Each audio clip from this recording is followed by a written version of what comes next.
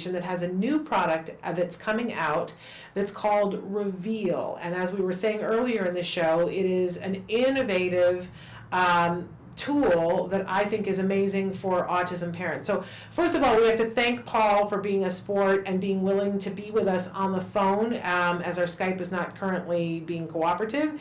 And we're going to schedule a time to have Paul come back when we can see him as well. But Paul, thank you so much for being flexible and for being with us. And thank you for Thank you for working on this amazing product. I was explaining to the folks at home that this is a wristband, correct? Yeah, it's a wearable band. We've been talking to families, and at first we thought maybe you could potentially go around the ankle, but a lot of feedback that we've been getting is saying a wrist is a preferable location for this. So that's where we're designing around it now. And what is it that's so unique about what Reveal can do that autism parents are going to go gazanga over? Good question. There's a number of different things that make this a pretty cool product. But first, the fact that the wearable itself is designed specifically with autism in mind. We've spoken and continue to engage with our community here in Vancouver and around the area, and to get feedback from parents and from individuals with autism to help us design the wearable so it can be usable for them. So we're addressing hypersensitivity issues, making sure it's very comfortable, that it's flexible, that's durable, anything from shock-proof to chew-proof to waterproof. So that's just on the wearable side of things, but the application where all this information is being sent to is going to be interactive and give the opportunity to parents and caregivers right now and down the road to autistic individuals themselves to plug in all the information about kind of additional context to what's going on. So what does it do? What does it do? It measures 3 physiological signals of anxiety, so heart rate, skin temperature, and electrodermal activity. All that is sent over to a parent or caregiver's smartphone, and then you have the opportunity to add more information to that. So, for example, the location, or what was the activity that was going on at the time, or what behavior was observed, and then all that is crunched together, and it gives a more personalized profile of anxiety that takes into account all this different type of information. And to me, this is so exciting, the idea of, first of all, when we're with our children, we can be out someplace, say at the grocery store with our child, and we're attending to so many different things. Like we're looking at the label of, whether this is the can of corn that we want to buy or not, and we're also attending to our children. And sometimes we miss subtle clues, and we find ourselves at the check stand with a child who is completely losing it at that point. And a lot of times we as autism parents think, okay, well, it just happened at the check stand. And maybe sometimes it does, but a lot of times it starts 30 minutes before. And if we could have something that kind of poked us in the back and said, hey, by the way, your child's level of being able to cope is diminishing as we speak, we could change our behavior and do something differently. And that's kind of what you're putting on our smartphone for us, right? That's you nailed it. That's exactly what we're doing. I'm an autism mom, Paul. I know how this can work. Yeah, but you pretty much nailed it. I mean, that's another hugely valuable way that Reveal can be used, is having that notification, that indicator that anxiety might be rising, something might be going on actually before the meltdown is about to happen, and then exactly like you said, being able to address it before the situation escalates and potentially avoid an escalated situation altogether. But then on top of that, sometimes we talk about all the time on the show about looking at the ABCs of behavior, that there's an antecedent, there's a behavior, and there's a consequence, and how it's really tough sometimes to go back and think, okay, what happened before the behavior? What happened before they bit somebody? What happened before they had the meltdown? And we can think about it, and we can try to come up with ideas, but unless it was videotaped, it's subjective, right? But in fact, you're taking data for us, so after a meltdown happens, we can kind of go back and look and see, was there a sharp spike in something that happened, Or was there something that happened 20 minutes before that very slowly increased the level of anxiety? And we can go back and have that artifact, right? Exactly. Yeah. Paul, You have all that information at hand and have everything, and even having the option of sharing it with other people in your care team. I mean, it's great for you as a parent to be able to see that. But if you wanted to involve a behavior consultant or a behavior interventionist or people to help you create those plans and identify those patterns, I mean, having the option to share that data with them would be up to you as well. yeah, but I can see as an autism parent where that is like the best thing ever to be able to share real data because I can't tell you how many times my kid was engaged in a behavior and my therapy team would say, okay, we need you to take some data, and I would immediately think, oh no. Because I want to be the best possible mom that I can be, but I have a lot of emotions going on while my child's having a tantrum. And I'm not the best court reporter in this case, and so you have this push me pull you thing of, well, I want to do the best possible job I can, but you got a lot of other stuff going on. So to be able to hand over my phone and go, here, let's all take a look at the data together, it's like having a court reporter with you. It's brilliant, Paul. I'm very happy that you think so.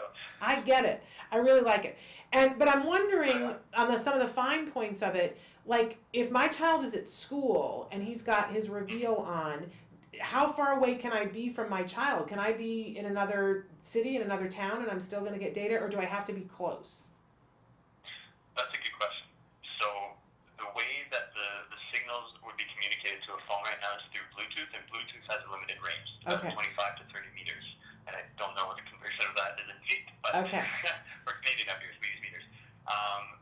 However, if the information is stored on the app, then the information that's on the app would be accessible to you. Whether or not you have the real-time physiological changes that are happening in the moment, but you would have the opportunity to go back and to access the logged information through the app. Okay, so at the end of the day, he comes home from school, and I can take a look, and I could see which class he was in, or what time period, or what section of the class he was taking when he was having more anxiety. Exactly. Paul, this is really good.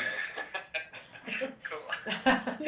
No, seriously, because so often our kids will come home, and because language is part of their deficit and we don't have eyes on at school, we can talk about it endlessly, and we can ask the other people at school to report to us and say, well, when did you feel like he was having anxiety? Or, because we might have a kid who just comes home and they show us through behavior, or they use their AUG device, or they use their words to say, I don't want to go to school anymore. And it might just be that it's 10 minutes of the day that's wrecking the whole thing, and if we could fix that 10 minutes, our kid would be successful at school. But who knows which 10 minutes it is? So you can help us to figure out which 10 minutes it is, or if they're in anxiety the entire day. Paul, this is truly, truly brilliant. Thank you. I love what you're doing. So, but the fact of the matter is that I can't rush out and buy it today. This is a product that's being developed, and you guys have an Indiegogo that's going right now that we can all participate in. Absolutely. And how do we do that? You're right. First, okay. So like you said, their Indiegogo campaign is running right now, and what that means is that you can actually pre-order Reveal. So what that means is you pay now, and there's at a discounted price, and there's a few tiers of pricing. If you check out the website, which is igg.me/@/Reveal Cares. So all the information's up on that website, and essentially what it means is that you can pre-order and you can become a part of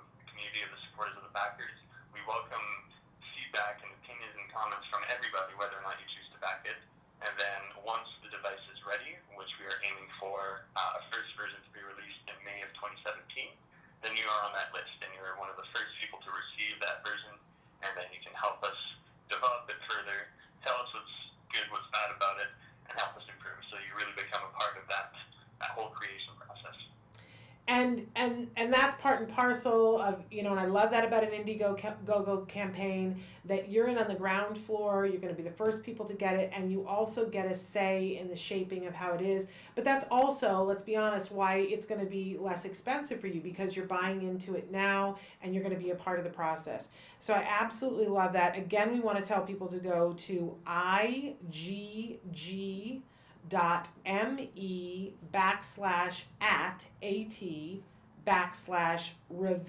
cares, REVEALCARES. And that's where you're going to be able to find more information, and we'll link you to the Indiegogo.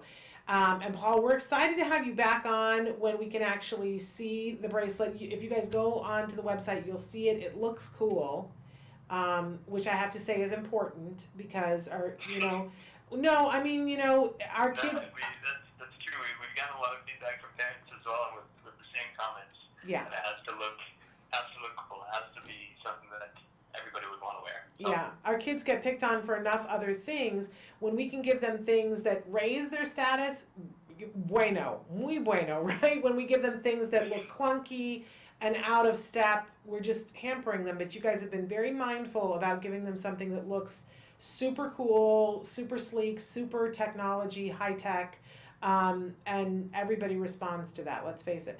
So we, you know, definitely check out the pictures of it, and we promise that we will have you back on, Paul, so that we can see you wearing it, and so on and so forth. But we want to thank everybody who's working on this. I think it is a super duper idea. I love the interface with people's smartphones.